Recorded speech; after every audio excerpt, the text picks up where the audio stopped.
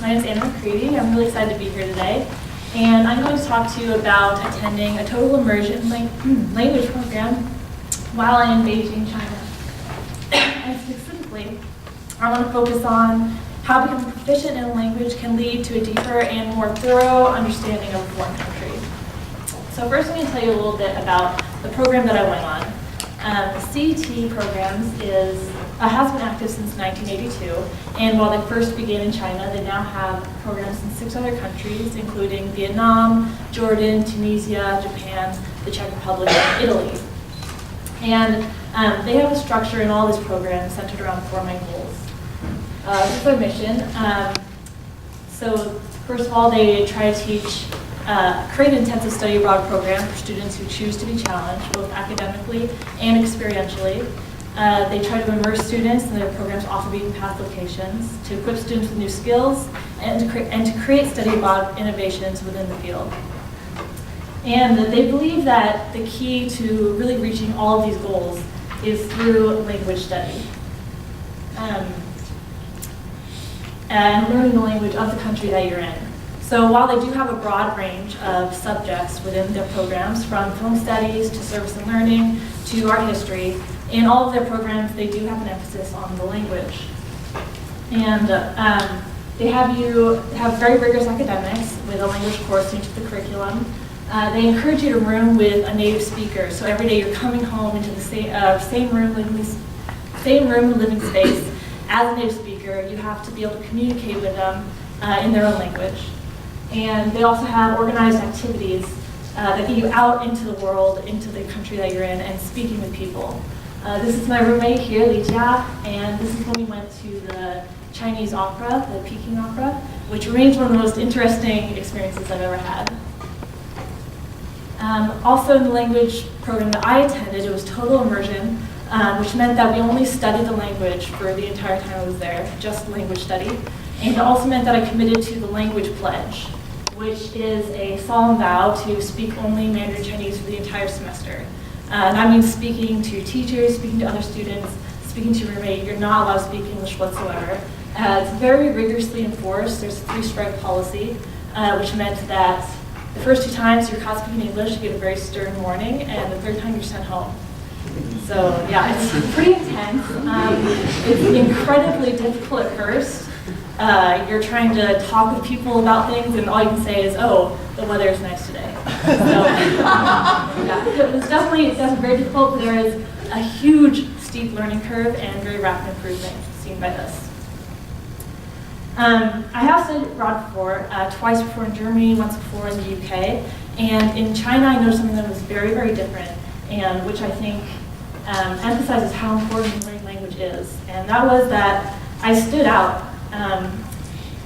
I was immediately recognized as a Laowai, or a foreigner, even before I opened my mouth.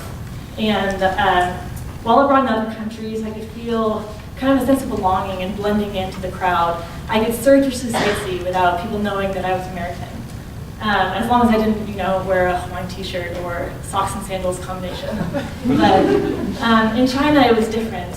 As you can see, my classmates and I stand out a little more. It wasn't uncommon for me to walk down the street and have people stop and stare or ask to take pictures with me. So while it wasn't, offensive or inconvenient anyway, it definitely was an adjustment and something I had to learn how to cope with.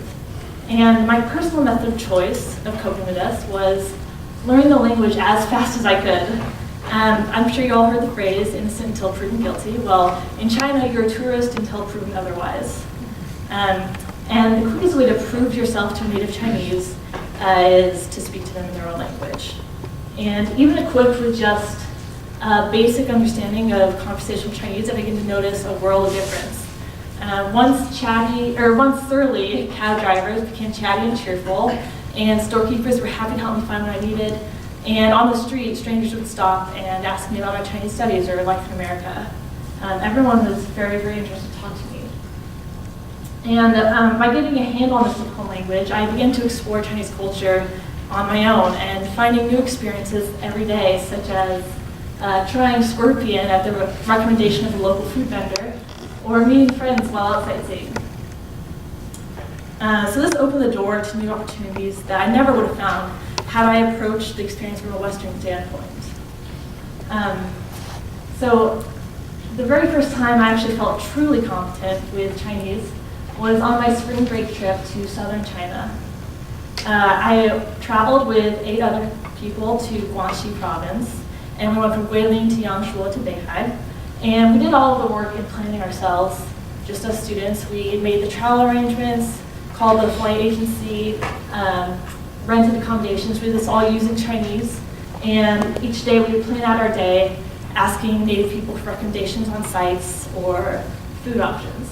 So this was an amazing, amazing opportunity in so many ways. This was the first time I saw beautiful southern China, and we met so many amazing people. But more importantly, it was the first time that I'd come to realize how far I'd come linguistically and how at home I finally felt in China.